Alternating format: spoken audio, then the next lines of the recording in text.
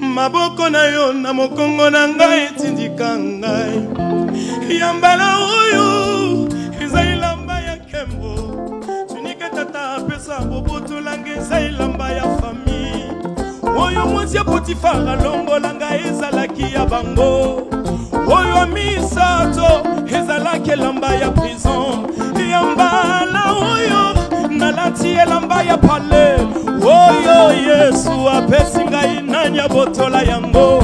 Ebongo oyo apimeli ngai nani apesa ngai yango. Ngai na mitungisa te Yesu nde mopesi.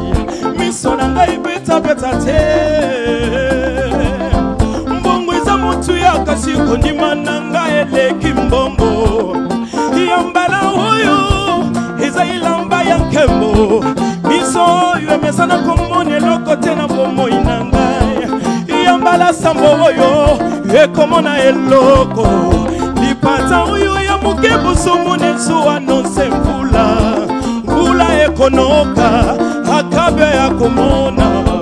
Nga mosali na yo na kokufela na ila maltete shama. Nga mosali na kokufela na ila maltete Yesu. Kinona mona bababa bagongola maloba.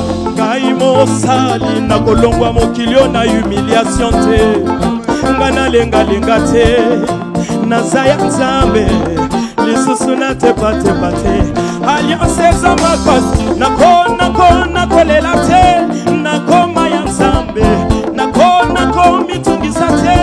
Nakoma ya Yesu asikolo. Ngai na makila ya talo halatisa. Ngai elamba ya nkembo apesa ngai. Kombo ya mwana mokonzi nakoma ya ye. Kona libela nako telengana te. Nazaya Yesu. Est-ce que tu peux faire du bruit pour ça? Donc c'est ça qui nous attend. Oui. Et c'est même déjà fini. C'est déjà fini. Donc je pense qu'il y a déjà, comme vous avez dit d'ailleurs vous-même, un prochain numéro de Cantique et Message pour...